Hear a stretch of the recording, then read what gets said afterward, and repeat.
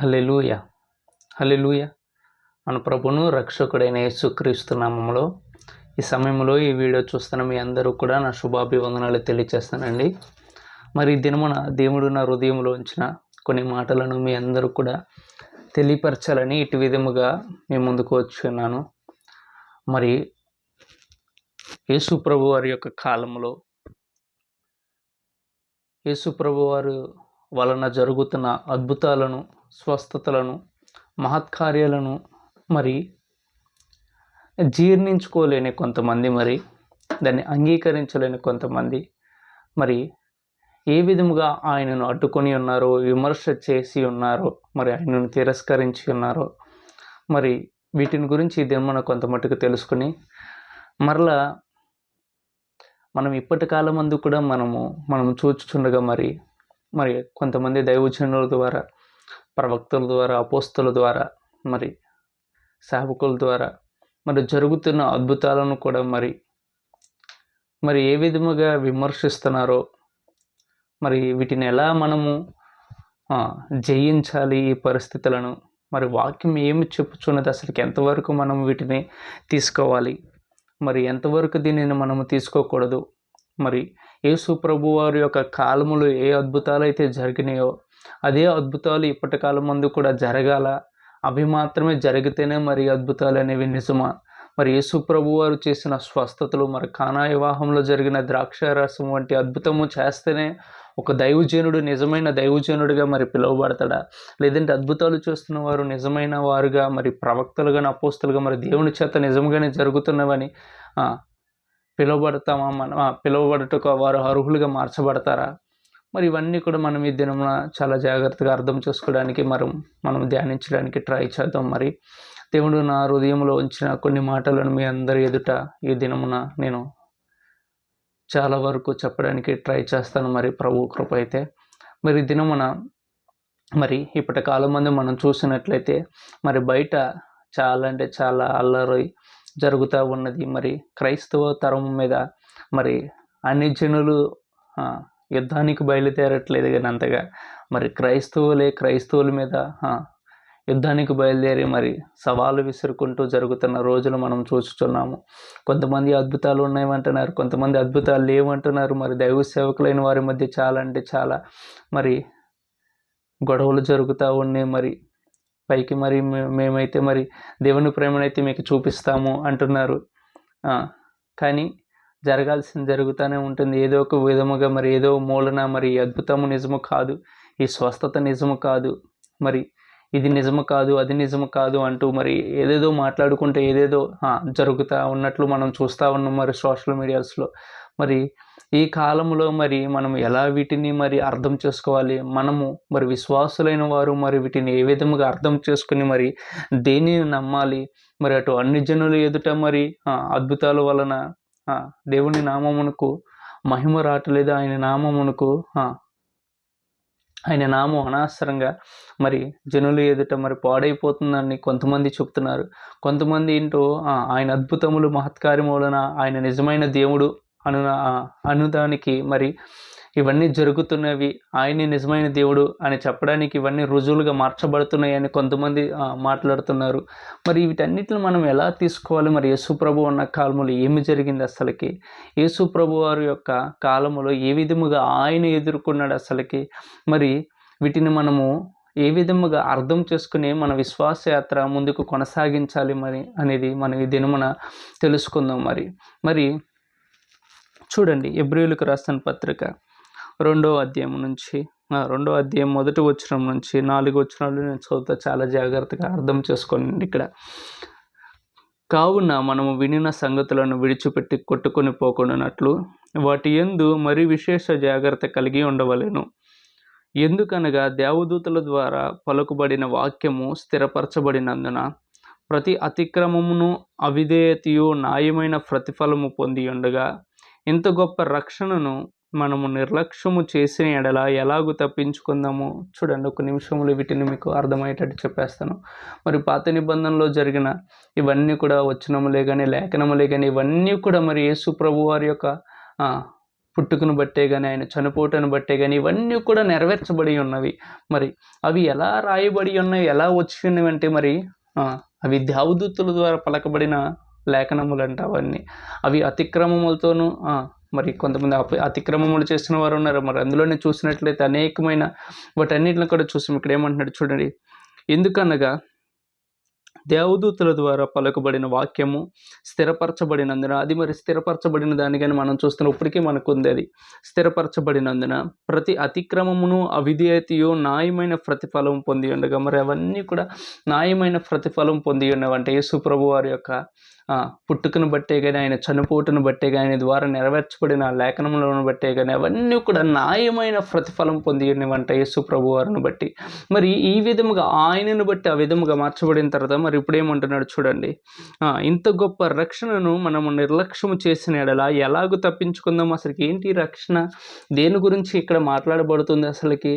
మరి అది అంత న్యాయమైన ప్రతిఫలం పొంది ఉన్నదని మాట్లాడుతూ ఇంత గొప్ప రక్షణను మనము నిర్లక్ష్యం చేసిన ఎడల ఎలాగూ తప్పించుకుంటాము అని మాట్లాడుతున్నాడు. ఏంటి రక్షణ అసలుకి చూద్దాము. ఏంటి రక్షణ? తప్పించుకుందాము. అట్టి రక్షణ ప్రభు బోధించుట చేత ఆరంభమై, మరి ఈ రక్షణ ఏదైతే ఎంత గొప్ప రక్షణ ఎలాగో మనం తప్పించుకుంటామని ఆ రక్షణ అంట మరి ప్రభు బోధించుట చేత ఆరంభమై అది ముగింపబడలేదంట. అది ప్రభు చేత ఆరంభమై ప్రభు బోధించుట చేత సువార్త ప్రకటించటం వలన ఆరంభమైందంట. అది ఆరంభమై బోధనతోనే లేదంటే బోధించటంలోనే ముగింపబడలేదంట. అది ముగింపబడలేదంట బోధనలోనే, లేదంటే ప్రీచింగ్ వల్లనే బోధించటంలోనే అది ముగింపబడలేదంట. ఇంకా ఎలా జరిగిందంట మరి ఇది చూడండి. ఇంత గొప్ప రక్షణను మనము నిర్లక్ష్యం చేసిన ఎడల ఎలాగూ తప్పించుకుందాము? అట్టి రక్షణ ప్రభు బోధించుట చేత ఆరంభమై దేవుడు తన చిత్తానుసారముగా సూచక్రియల చేతను మహత్కార్యముల చేతను నానా విధములైన అద్భుతముల చేతను వివిధములైన పరిశుద్ధాత్మ వరములను అనుగ్రహించుట చేతను వారితో కూడా సాక్ష్యం ఇచ్చుచుండగా వినిన వారి చేత మనకు దృఢపరచబడెను. హల్లెలూయా. మరి ప్రభు చేత ఆ రక్షణ బోధించుట చేత ఆరంభమై ప్రభు యొక్క చిత్తానుసారముగా సూచక్రియల చేతను మహత్కార్యముల చేతను నానా విధములైన అద్భుతాలంట. ఒక విధమైన అద్భుతము కాదంట. అది కనాను వివాహంలో జరిగిన ద్రాక్షరసం అంటే అద్భుతం ఒకటే నీ ఎదుట చేస్తేనే అతడు నిజమైన దైవజనుడు అని కాదు. నానా విధములైన అద్భుతాలు జరిగినాయి అంట ప్రభు ద్వారా. ఆ నానా విధమైన అద్భుతాలు అనేకమైన మనకు తెలీదు. ఎందుకంటే బైబిల్లో లేఖనము ఏమో తెలియపరచబడిందంటే ఆయన చేసిన అద్భుతములను స్వస్థతలను మహత్కార్యములను వివరించుటకైనను రాయుటకైనను ఈ భూమి మీద ఉన్న పుస్తకాలన్నీ కూడా సరిపోవని రాయబడి ఉన్నది. యోహాను సువార్త చివరి అధ్యాయములో చివరి వచనం దగ్గర మరి ఈ లేఖనం అనేది రాయబడి ఉన్నది. ఆయన చేసిన అద్భుతాలు గనక మనం రాయడానికి కూర్చుంటే ఈ భూమి మీద ఉన్న పుస్తకాలన్నీ కూడా చాలావని రాయబడి ఉన్నది. కాబట్టి మరి మన ఎదుట జరగబడుతుంది. యేసు ప్రభు వారు చేసిన ఆ అద్భుతమే నీ ఎదుట చేస్తే మరి అతడు నిజమైన దైవజనుడిగా లేదంటే నిజమైన వాడిగా నీకు కనపడుతున్నాడా? అట్లా ఉండకూడదు. మనము ఆ స్థితిని మనము జయించాలి. మరి చూడండి నా ప్రియమైన దేవుని పిల్లలారా, మనము పరిశుద్ధాత్మను బట్టి మనము ఏదైనా చేయగలుగుతాము. పరిశుద్ధాత్ముడు అంట ఆ వరములు ఎలా ఇచ్చాడంట ఆయన చిత్తానుసారముగా దేవుని చిత్తానుసారముగా లేఖనం ఏమో చెప్పుచున్నది, ఆయన చిత్తానుసారముగా నానా విధమైన అద్భుతముల చేతను సూచక్రియల చేతను మహత్కార్యముల చేతను అనేకమైన ఇక్కడ ఏమంటున్నాడు చూడండి, వివిధములైన పరిశుద్ధాత్మ వరములు అంట. వివిధములైన పరిశుద్ధాత్మ వరములు. ఆ వరములు ఏ మనిషికి ఏ వరం వచ్చిందో మనకు తెలియదు. ఏ మనిషికి ఆయన ఎటు విధమైన వరం అనుగ్రహిస్తాడో మనకు తెలియదు. ఎందుకంటే అద్భుతాలు మహత్కార్యములు ఆయన ఆత్మ చేత జరిగిస్తాడు. ఆ ఆత్మ ఒక్కొక్క మనిషికి బోధించే కృపిస్తాడు, ప్రత్యక్షత కృపిస్తాడు, ఆ వరం అనేది ఇస్తాడు. మనకు తెలుసు కదా, కొరింథీయులకు రాసిన పత్రిక, అక్కడికి వెళ్ళి మరలా వద్దాం ఇక్కడికి కావాలంటే. మొదటి కొరింథీయులకు రాసిన పత్రిక 12వ అధ్యాయం.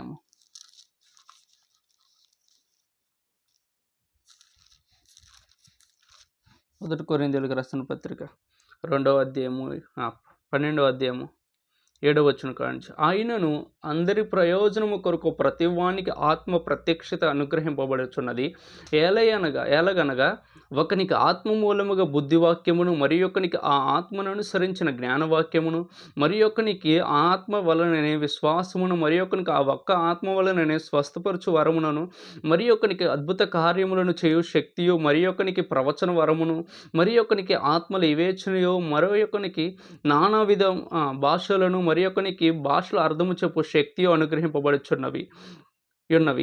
అయినను వీటన్నిటిని ఆ ఆత్మ యొక్కడే తన చిత్తము చొప్పున ప్రతి వానికి ప్రత్యేకముగా పంచి ఇచ్చుచు కార్యసిద్ధి కలుగు చేయుచున్నాడు. చూడండి ఇక్కడ ఏమంటున్నాడు మరి, ఆ ఆత్మ వలన స్వస్థపరచు వరమే కానీ, అద్భుతాలు చేసే వరమే కానీ, బోధించే వరమే కానీ, ఇవన్నీ కూడా ఆ ఆత్మ వలన. ఒకటేంటే భాషలు మాట్లాడే వరం, ఒకడేంటో భాషలు అర్థం చెప్పేవారంట. మరి ఇట్లా మనం చూసినట్లయితే ఆ ఆత్మ ఒక్కొక్క మనిషికి పంచి పెడుతుందంట. అందరికీ కూడా పంచి పెడుతూ కార్యసిద్ధిని కలుగు చేయుచున్నదంట ఆత్మ. కాబట్టి నీలో బుద్ధివాక్యము కానీ, జ్ఞానవాక్యము కానీ, వివేచన వరము కానీ, ప్రవచన వరము కానీ, స్వస్థత వరము కానీ, మరి ఏ వరమైనా ఒకవేళ నీవు పొందుకొని ఉన్నావు అనుకోండి, ఎదుటివానిలో అది లేదనుకోండి, దానికి మనము అతన్ని మనము బ్లేమ్ చేయాలా? లేదు. మరి నీకు ఆ కృప అనేది ఇవ్వబడి ఉన్నది కాబట్టి ఆ కృపను బట్టి దేవునికి కృతజ్ఞత స్తుతులు మనం అర్పిస్తూ, మరి ఆయన ఏ వరము చేత వాడబడుతున్నాడో, ఏ విధముగా అయితే అతడు వాడబడుచున్నాడో దానిని మనం అర్థం చేసుకోవడానికి ప్రయత్నం చేయాలి. మరి చూడండి నా ప్రియమైన దేవుని పిల్లలారా, మరి పరిశుద్ధాత్మ వరములంటే వివిధములైన పరిశుద్ధాత్మ వరములని రాయబడింది ఇక్కడ. మరి ఈ వివిధములైన పరిశుద్ధాత్మలను వారికి అప్పగిస్తూ, వారికి అనుగ్రహిస్తూ, వారి సాక్ష్యముల ద్వారా ఆ వాక్యమునైనా దృఢపరిచినాడంట. ఇంత గొప్ప రక్షణ అంట. మరి బోధించుటలోనే ఆగిపోకూడదు. మనకి ఇవ్వబడిన రక్షణ బోధించుటలోనే ఆగిపోకూడదంట. ప్రభు యొక్క చిత్తానుసారముగా మహత్కార్యముల చేతను, సూచక్రియల చేతను, నానా విధములైన అద్భుతాల చేతను కూడా మనం ఈ భూమి మీద ప్రభు యొక్క రాజ్యమును కట్టొచ్చంట. బోధించుటలోనే ఆగిపోకూడదంట. బోధించుటలో మనం బోధించుట మనం ఆరంభించి మనము తుదకు అనగా ముగించే సమయమునకు మరి మనము దేవుని యొక్క రాజ్యములో ఉన్న శక్తిని ఈ భూమి మీద మన ద్వారా కనపరచడానికి మనము సిద్ధపడవలసిన వారుగా ఉన్నాం మనం. కాబట్టి బోధించుటలోనే ఆగిపోయి ఒకవేళ ఎవరైనా ఉన్నారేమో, బోధించుటలోనే ఒకవేళ ఎవరైనా ఉండిపోయి మరి ఆ బోధన గురించిన సువార్తమానమునే తెలియపరుస్తూ మరి మనలను కూడా అందులోనే ఉంచాలనుకుంటే, చూడండి నా ప్రియమైన దేవుని పిల్లలారా, మన వాక్యమును చాలా అంటే చాలా మరి అర్థం చేసుకోవలసిన వారమై ఉన్నాము. చూడండి, నీకు బోధించేవాళ్ళైనా, నాకు బోధించేవాళ్ళైనా, ఎవరికి బోధించేవాళ్ళైనా వారికి దేవుడు అనుగ్రహించిన కృపచేత వారికి బోధింపబడుతుంది. చూడండి, యేసు ప్రభు వారి యొక్క దినములంట ఆయన ప్రవచనములు, స్వస్థతలు, మహత్కార్యములు ఇవి జరుగుచుండగా మరి కొంతమంది అయితే బైబుల్ ఓపెన్ చేసి కూడా ఆ వాక్యములు నెరవేర్చబడి చున్నవా లేవని చూశారంట. అపోస్తులు కూడా ఆ కాలంలో అద్భుతాలు, స్వస్థతలు, మహత్కార్యములు చేయుచుండగా వారు లేఖనములను పరిశీలించి ఆ లేఖనములను వారు గైకొని ఉన్నారంట. చూడండి, నేను ఈ దినమున చెప్పానండి, ఈ మాటలు నమ్మటం కాదు. ఈ మాటలను మీరు లేఖనముల్లో సరిచూచుకోవాలి. ఈ లేఖనములను మనము నమ్ముకోవాలి. ఈ లేఖనములను బట్టి మనం ముందుకెళ్ళాలి. దేవుని యొక్క వాక్యము మరి ఒక్కొక్క మనిషికి ఒక్కొక్క విధముగా అర్థమవుతా వస్తూ ఉంటుంది. నువ్వు ఏదైతే నమ్మగలవో ఆ విధముగానే దేవుడు నీతో మాట్లాడగలడు పరిశుద్ధాత్ముడు. నువ్వు దేనినైతే నమ్మలేకపోతున్నావో దాన్ని నీకు బోధించిన దేవుడు నీకు అర్థం కాదు. కాబట్టి నీవు నమ్మలేని దానిని నమ్మిన వాని వల్ల జరుగుతున్న దానిని నువ్వు అడ్డకించకూడదు. హల్లెలూయా. కాబట్టి నా ప్రియమైన దేవుని పిల్లలారా, ఈ దినమున మనం అర్థం చేసుకోవాల్సింది ఏంటంటే, పరిశుద్ధాత్మని యొక్క వరములే కానీ, పరిశుద్ధాత్మ యొక్క అద్భుతాలే కానీ అవి నానా విధములుగా ఉన్నాయంట. అవి యేసు ప్రభువారి ద్వారా జరిగిన కార్యములని ఎదుట జరిగితే నువ్వు ఇది దేవుని వలనే కలిగినదని నువ్వు నమ్మగలిగినట్లయితే, చూడండి, అది కూడా ఒక బలహీనత అయి ఉన్నది. నానా విధములైన అద్భుతాలంట. దేవుడు ఏ విధముగా అద్భుతాలు చేస్తాడు. చాలామంది ఏమంటారంటే, పేరు పెట్టి పిలవరు కదా, అసలు పిలవడం జరగలేదు కదా, యేసు ప్రభు ఎక్కడ పిలవలేదుగా అన్నట్టుగా అంటారు. చూడండి, మీరందరూ కూడా పొట్టి జక్కయ్య గురించి విన్నారు కదా, లోక సువార్త 19వ అధ్యాయం దగ్గర ఉంటాడు. ఈ మాట చదువుకున్నద్దాం మనం ఒకసారి. లోక సువార్త 19వ అధ్యాయం.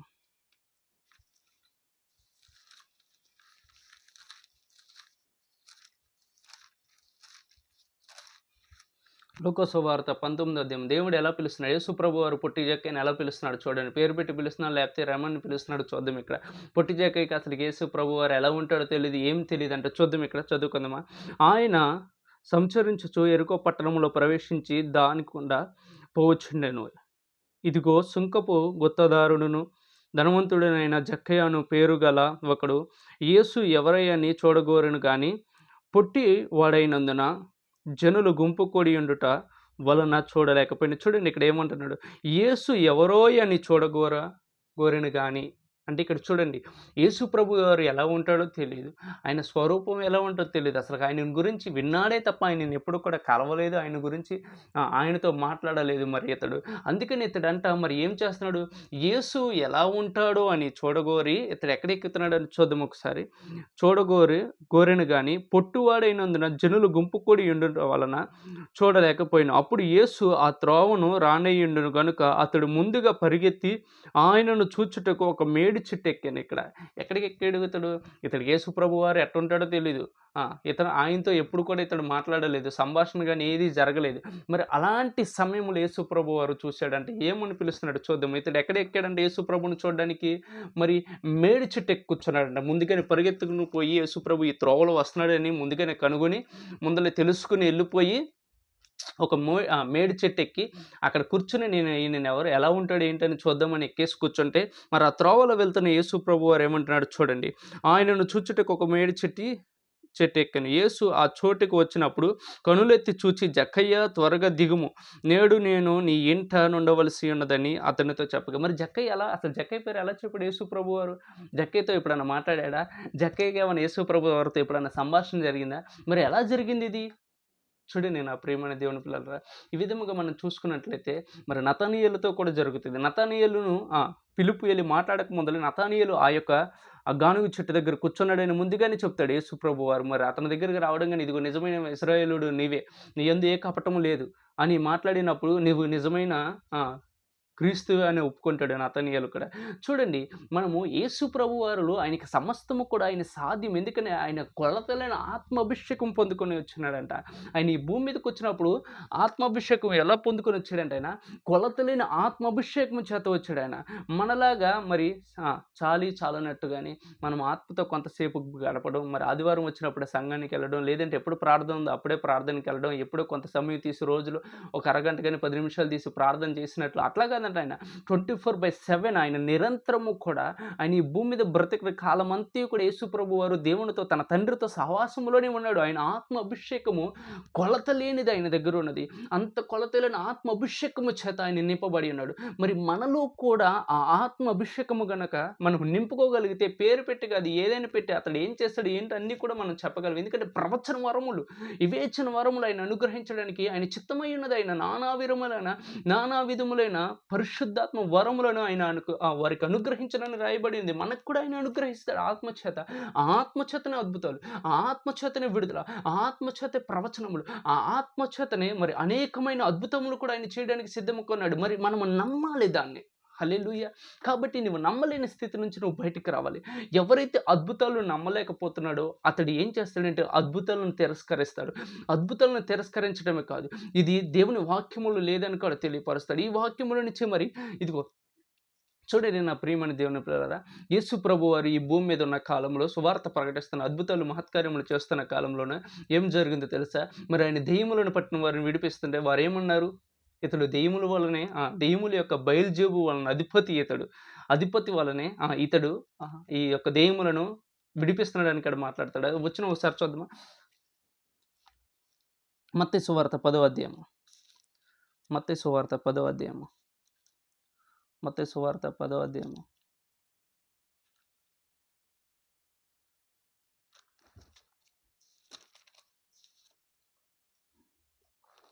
మత్తయి సువార్త 10వ అధ్యాయము 25 వచనం చదువుతున్నా చూడండి. శిష్యుడు తన బోధకుని వలెనే, దాసుడు తన యజమానుని వలెనే ఉండిన చాలును. ఇంటి యజమానునికి బయల్జేబు అని వారు పేరు పెట్టి ఉండిన ఎడల ఆయన ఇంటి వారికి మరి నిశ్చయముగా ఆ పేరు పెట్టుదురు కదా. చూడండి ఏం పేరు పెట్టారంట? బయల్జెబు అని పేరు పెట్టారంట. దెయ్యములకు అధిపతి అని పేరు పెట్టారంట మరి. మరి మరి ఆ ఇంటి నుండి వచ్చిన నీకు నాకు కూడా అదే మరి దెయ్యములు వదలు కొడుతున్న వారికి ఇదిగో ఇతడు అబద్ధాలు చేస్తున్నాడు. ఇయన్నీ కూడా మోసాలు, ఇవి జరగవు, ఇవి జరగవు, ఇవి జరగవు. నేను ఒక మాట చెప్పనా? పారాసెటమాల్ టాబ్లెట్ అనేది వాడినప్పుడు మన జీవితంలో మరి జ్వరము గాని, అనారోగ్యము గాని, ఏదైనా ఒళ్ళనొప్పులు గాని ఉన్నప్పుడు ఆ టాబ్లెట్ యేసుకుంటే ఏ విధముగా అయితే అది పోతదని మనం తెలుసుకొని మరి గ్రహించే ఇది యేసుకుంటే మనకు విడుదల వస్తదని తప్పకుండా నమ్మి ఏ విధంగా అయితే యేసుకుంటుంటే మనకు విడుదల వస్తుందో, యేసు అను నామమును మనము గనక ఆ విధముగా నమ్మి గనక వాడితే అద్భుతాలు, స్వస్థతలు జరుగుతాయి. హల్లెలూయా! ఎందుకని ఈ మాట చెప్తున్నానంటే మనుషుల యొక్క బలహీనతను బట్టి ఆ మాట మాట్లాడాల్సొస్తుంది నేను కూడా. మనుషుడికి కలిగిన బలహీనతను బట్టి ఆ టాబ్లెట్‌ని యూజ్ చేయాల్సొచ్చింది తప్ప, అసలకి నిజమునకు అది కాదు. నిజమైనది ఏంటంటే యేసు అను నామమును గనక మనం మాట్లాడితే అద్భుతాలు జరుగుతాయి. ఇది మనం నమ్మాలి. హల్లెలూయా! యేసు అను నామములో అద్భుతాలు జరుగుతాయి. యేసు అను నామములో స్వస్థతలు జరుగుతాయి. యేసు అను నామములో అనేకమైన విడుదల కూడా జరుగుతాయి. యేసు అను నామములో మరి దెయ్యములు పట్టిన వారికి కూడా విడుదల వస్తది. అక్కడ ఏమన్నారు ఒక చోట చూద్దామా లూకా సువార్త 19వ అధ్యాయము 10వ అధ్యాయము ఒక మంచి మాట ఉంది. ఇది కూడా చూసుకొనొద్దాం. లూకా సువార్త 10వ అధ్యాయము. లూకా సువార్త 10వ అధ్యాయము.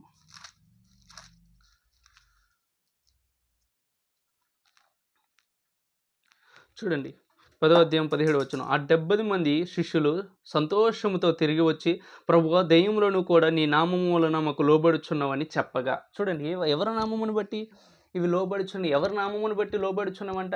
ఆయన నామమును బట్టి దెయ్యములు కూడా వారికి లోబడుచున్నవని మాట్లాడుతున్నారు.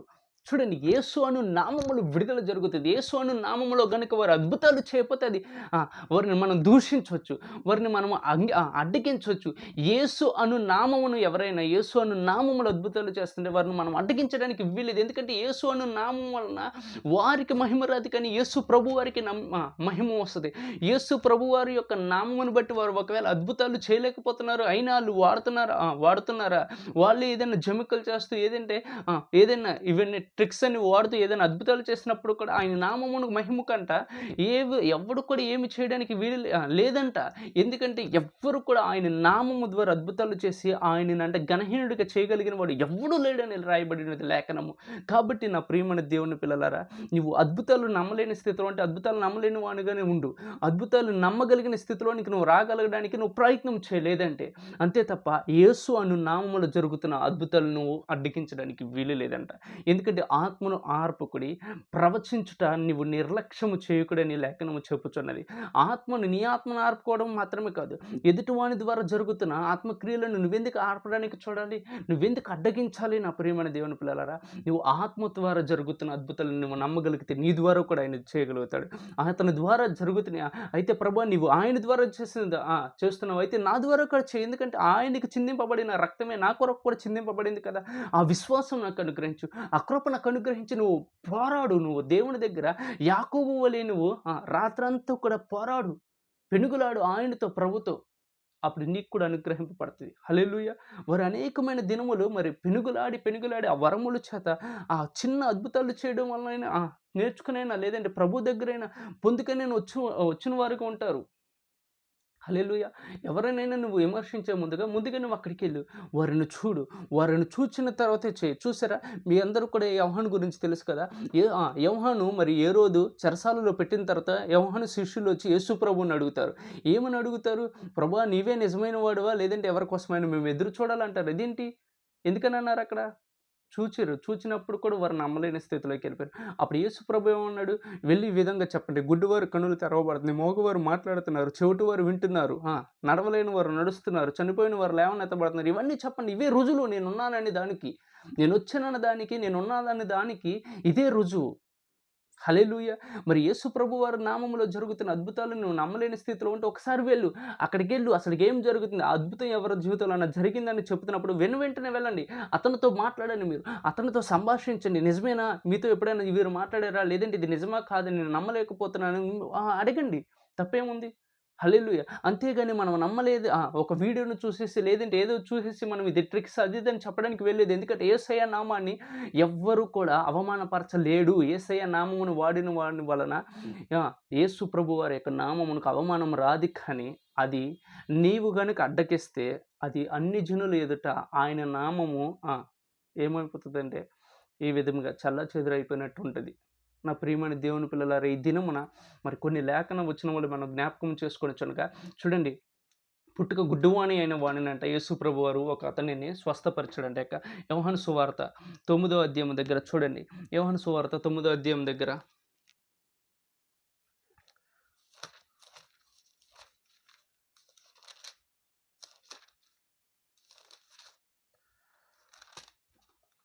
యోహాను సువార్త 9వ అధ్యాయం దగ్గర ఇక్కడ చూడండి. ఒక మనిషిని స్వస్థపరిచిన తర్వాత మరి పుట్టుక గుడ్డివాణి అయిన వాడిని స్వస్థపరిచిన తర్వాత అప్పటి వరకు భూమి మీద ఎవరిని అటు విధముగా స్వస్థపరచబడుట ఎవ్వరు కూడా లేదంట. మరి అలాంటిది స్వస్థపరచబడిన తర్వాత మరి యేసు ప్రభువారు అతన్ని స్వస్థపరిచి వెళ్ళిపోయిన తర్వాత ఆ గుడ్డివాణిని పరిసయ్యులు వారు పట్టుకొని వచ్చి వాళ్ళు పట్టుకొని వచ్చి తీసుకొచ్చి అతనిని అడుగుతారు, ఏంటి అసలుకి ఇది నిజమేనా? ఎవరి ద్వారా జరిగింది? నీకు ఎలా కళ్ళు తెరవబడినాయి? ఇప్పటి వరకు లేదు కదా నీ కళ్ళు అదేనని అడిగితే, నన్ను ఎవరో గాని స్వస్థపరిచి వెళ్ళిపోయారు, ఆయన ఎవరో నాకు తెలియదంటే అప్పుడు యేసు ప్రభువారే అని తెలుసుకుని వారు, ఆయన పాపి అయిన వాడు కదా, ఆయన ద్వారా జరగదు కనుక నువ్వు దేవుణ్ణి స్తుతించు అంటున్నారు. ఇక్కడ చూడండి 9వ అధ్యాయము 25 వచనం కానుంచి చూడండి. 23 వచనం కానుంచి కూడా చదువుతా. కావున వాని తల్లిదండ్రులు వాడు వయసు వచ్చిన వాడు వానిని అడుగుడనిరి. కాబట్టి వారు గుడ్డివాడై ఉండిన మనిషిని రెండవ మారు పిలిపించి దేవుని మహిమపరచుము, ఈ మనుష్యుడు పాపి అని మేము ఎరుగుదమని వానితో చెప్పగా, వాడు ఆయన పాపియో కాడు నేను ఎరుగును, ఒకటి మాత్రము నేను ఎరుగుదును, నేను గుడ్డివాడై ఉండి ఇప్పుడు చూచుచున్నాను నేను. అందుకు వారు, ఆయన నీకేమి చేసెను? నీ కన్నులు ఎలాగూ తెరిచినని మరలా వానిని అడుగగా, వాడు ఇందాక మీతో చెప్పితిని కానీ మీరు వినకపోతిరి, మీరెందుకు మరలా వినకోరుచున్నారు? మీరును ఆయన శిష్యులగుట కోరుచున్నారా ఏమి అని వారితో అనెను. అందుకు వారు, నీవే వాని శిష్యుడువు, మేము మోషే శిష్యులం. ఇదే జరుగుతుంది ఇప్పుడు కూడా క్రైస్తవుల్లో కూడా ఇదే జరుగుతుంది.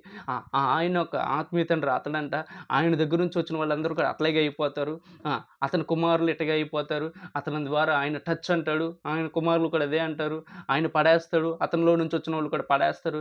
ఇదే జరుగుతుంది ఇక్కడ కూడా. ఇప్పటి కాలం మంది కూడా క్రైస్తవులకనే వ్యతిరేకంగా మాట్లాడుతున్నారు ఇక్కడ.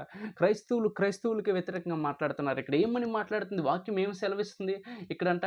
ఒక పుట్టుక గుడ్డివాడిని స్వస్థపరిచిన తర్వాత అతనిని పరిసయ్యులు వచ్చి అడుగుతుండగా అతడు సెలవిచ్చినప్పుడు కూడా అతడు పాపి అని చెప్తున్నాడు. అంటే యేసు ప్రభు వారిని ఎలా చెప్తున్నారంటే, వాళ్ళు పాపి అయిన వారి ద్వారా ఇలా జరగడం అనేది అసంభవము, కాబట్టి నువ్వు దేవుని ద్వారానే స్వస్థపరచబడి ఉన్నావు కాబట్టి దేవునిని మహిమపరచుము అని సెలవిస్తున్నారంట.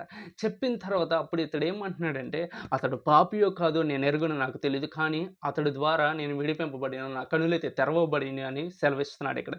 సెలవిచ్చిన తర్వాత అసలు నీకు అతడు ఏం చేశాడు, ఆయన ద్వారా ఏమి జరిగిందని మరలా అడుగుతున్నారంట వీరు అతడిని, గుడ్డివాడిని. మరలా తెరవబడిన అతను అడుగుచున్నప్పుడు ఇతడు ఏమంటాడంటే, ఇందాక మీకు ఆల్రెడీ చెప్పాను కదా, మరలా మీరు నన్ను ఎందుకు అడుగుతున్నారు? అసలుకి మీరు కూడా ఆయన శిష్యులుగా మార్చబడడానికి ఇష్టపడుతున్నారు అంటే అతడు, వీళ్ళు ఏమంటారంటే, మేము వారు శిష్యులం కాదు, అసలుకి మేము మోషే శిష్యులము. ఎవరికంటే వీళ్ళు మోషే శిష్యులు అంట. మోషే శిష్యులు అనగా ధర్మశాస్త్రమును వెతుకుతున్నవారు వీరు, ధర్మశాస్త్రం ఫాలో చేస్తున్నవారు వీరు, ధర్మశాస్త్రానుసారముగా జీవిస్తున్న వారుగా వీరు మాట్లాడుతున్నారు. చూడండి ఇక్కడ నా ప్రియమైన దేవుని పిల్లలారా, ఇప్పుడు కూడా అద్భుతాలు చేస్తున్న వారి ద్వారా ఎవరైనా ఒక దైవజనుడి దగ్గరికి వెళ్ళి వారు అద్భుతాలను చూసి ఆశించి వారు ప్రార్థన చేసి పొందుకున్న తర్వాత వారి ద్వారా కూడా అద్భుతాలు జరిగితే అవి అందుమాత్రాన ఆయన వెంబడిస్తున్నారా? లేదు. ఆయన కూడా యేసు నామములో అద్భుతాలు చేశాడు.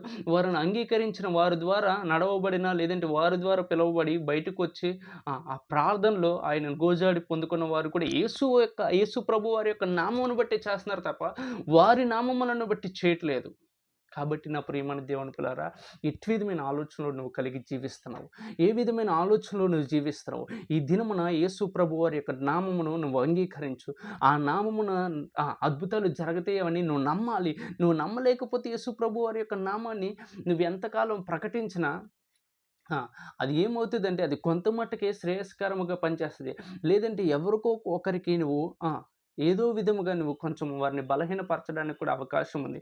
ఎందుకంటే నీ ద్వారా అద్భుతాలు జరగట్లేదని నీవు అద్భుతాలను నమ్మలేని స్థితిలో ఉన్నావు అనుకోండి, అది కూడా చాలా అంటే చాలా పొరపాటుగా మరి చూసుకోవచ్చు, మనము బలహీనంగా కూడా మనం చూసుకోవచ్చు. కాబట్టి నా ప్రియమైన దేవుని పిల్లలారా, ఈ దినమున చూడండి, మీరందరూ కూడా వాక్యమును మనం చాలా జాగ్రత్తగా అర్థం చేసుకోవాలి. మీరు పేతురుని గురించి మీరు విని ఉంటారుగా. పేతురు ద్వారా అద్భుతాలు, మహత్కార్యములు జరుగుచుండగా మరి అతన్ని చెరసాల్లో బంధించి ఉన్నారు. సంఘమైతే అత్యాసక్తితో ప్రార్థన చేస్తుంది. మరి సంఘమైతే అత్యాసక్తితో ప్రార్థన చేస్తుంది గానీ, మరి దేవుడు అద్భుత రీతిలో మరి పేతురుని తీసుకొచ్చి విడిపించిన తర్వాత మరి మరి ఎళ్లి డోర్ కొడుతుంటే, ఆ యొక్క ద్వారము దగ్గర వెళ్లి, ఆ ద్వారమును ముడుతుంటే, మరి ఆ ఇంటిలో ఉన్న చిన్న పిల్ల రోదే అనే చిన్నది విని, ఇదిగో పేతురు వచ్చి ఉన్నాడంటే వాళ్ళేమంటారంటే, ఇదిగో అతడు దెయ్యం అంటారంట అక్కడ. దెయ్యం అని రోదే అనే చిన్నదాన్నంట పిచ్చిది అన్నారంట. చూడండి, అలాంటి స్థితి మనకు ఉండకూడదు. అద్భుతాలు మనం నమ్మాలి. నువ్వు అద్భుత రీతిలో నువ్వు ప్రార్థన చేస్తున్నప్పుడు ఆయన స్వస్థపరచువాడు, ఆయన విడిపించువాడు, రక్షించువాడని నువ్వు ప్రార్థన చేస్తూ, బోధిస్తూ, వింటూ నువ్వు జీవిస్తున్నావు కదా! అలాంటప్పుడు ఆయన ద్వారా జరుగుతున్న అద్భుతాలను నువ్వెందుకు నమ్మలేకపోతున్నావు? నీ ప్రార్థన అబద్ధంగా మార్చబడుతుంది కదా! నువ్వు చేస్తున్న ప్రార్థన అబద్ధంగా మార్చబడుతుంది కదా! నీ నమ్మిక అబద్ధంగా మార్చబడుతుంది కదా! అద్భుతము నీ దగ్గరికొచ్చినప్పుడు, అద్భుతాలు చేస్తున్నవారు మన దగ్గరికొచ్చినప్పుడు, లేదంటే అద్భుతాలు దేవుడు ఒక మనిషిని వాడుకొని జరిగిస్తున్నప్పుడు మరి వారి దగ్గరికెళ్ళి మనము చూడొచ్చు, తప్పు కాదు. ఎందుకంటే దాన్ని మనం గ్రహించొచ్చు. ఎందుకంటే ఏది శ్రేష్టమైనదో, ఏ వరములైతే శ్రేష్టమైనవనో అన్నిటిని కూడా మనం జాగ్రత్తగా పరిశీలన చేసి చేతపట్టుకోవాలంట. హల్లెలూయా! అది మంచిగా చేయట్లేదా? వారిని నువ్వు నమ్మలేకపోతున్నావు. వారి ద్వారా జరుగుతున్న అద్భుతాలు అది అబద్ధంగా నీకు కనపరచబడుతున్నాయి. వారి జోలికెళ్ళమాకు. వారిని విడిచిపెట్టే. ఎందుకంటే ప్రభువుకు అప్పగించుకుందాం. గమలీయేలును ఒక మంచి ధర్మశాస్త్ర నువ్వు ఫాలో చేస్తున్న పరిసయ్యుడి వలె మనం జీవించిన తప్పు లేదక్కడ. ఎందుకంటే గమలీయేలు ఏమన్నాడో తెలుసా? సువార్త అపోస్తలులను పట్టుకున్న దినమున మరి గమలీయేలు ఏమన్నాడంటే, ఇదిగో వ్యర్థం, ఇది ఒకవేళ దేవుని ద్వారా జరిగిందనుకోండి, కార్యములు జరుగుతున్నాయి అనుకోండి, ఇవి వ్యర్థపరచబడవు. ఒకవేళ ఇది మనుషుల ద్వారా జరిగితే ఇవి వ్యర్థపరచబడతాయి అని గమలీయేలు మాట్లాడుతున్నాడు అక్కడ. కాబట్టి మరి గమలీయేలు వంటి మనసులో కన్నా బయలుదేరు. అటు విధమైన ఆలోచనలను జీవించు కనీసం. నా ప్రియమైన దేవుని పిల్లలారా, ఈ దినమున నేను తెలియపరిచేది ఏంటంటే, యేసు ప్రభువారు కూడా ఈ భూమి మీద సువార్త ప్రకటిస్తున్న కాలంలో కూడా ఆయన ద్వారా జరుగుతున్న అద్భుతాలను కూడా అనేకులు అడ్డగించి ఉన్నారు. అనేకులు వాటిని నమ్మలేని స్థితిలో ఉన్నారు. అనేకులు వాటిని జీర్ణించుకోలేకపోయారు. ఇప్పటి కాలమందు కూడా ఆయన పిల్లల ద్వారా జరుగుతున్న వాటిని కూడా నీవు నమ్మలేకపోతున్నావు. ఆ స్థితిని నువ్వు జయించాలి. ఆ స్థితిని నువ్వు జయిస్తేనే నీ ప్రార్థన నీ జీవితంలో నెరవేర్చబడుతుంది. ఆ ప్రార్థన నీ జీవితంలో నెరవేర్చబడాలంటే మరి నువ్వు యేసయ్య ద్వారా జరుగుతున్న అద్భుతాలను నమ్మగలగాలి. నువ్వు మనుషుని నమ్మమాకు. యేసయ్య నామాన్ని నమ్ము. యేసయ్య నామములో ఆ శక్తి ఉందని గమనించు. యేసయ్య నామములో ఆ పరిపూర్ణమైన విడుదల దొరుకునని నమ్ము. యేసయ్య నామాన్ని నమ్ము. యేసయ్య నామాన్ని ఎవరు వాడినా ఆ నామమును బట్టి విడుదల జరుగుతుంది. హల్లెలూయా! యేసయ్య నామం అంత గొప్పది. యేసయ్య నామం గొప్పది. నీవు గాదు, నేను గాదు, ఎవరు కాదు గొప్ప. యేసయ్య నామం గొప్పది. ఎందుకంటే కలువరి శిలువలో మనందరి కొరకు క్రయాధనముగా మార్చబడిన దినమున ఆ నామము అంత గొప్ప ఉన్నతమైన నామముగా మార్చబడిందంట. అన్ని నామముల కంటే పైనామముగా ఆ నామం హెచ్చింపబడిందంట. ఆ నామముల దెయ్యములు పట్టిన వారికి విడుదలొస్తది. ఆ నామముల ప్రార్థించగా రోగులకు స్వస్థత వస్తది. ఆ నామమున ప్రార్థించగా చనిపోయిన వారికి లేపబడతారు. ఇది బైబిల్ చెప్పుచున్నది, నేను కాదు. బైబిల్ లేఖనములు చెప్పుచున్నవి. ఇది మనం నమ్మాలి. వాక్యమును నమ్ముదు. యేసయ్య నామాన్ని నమ్ముదు.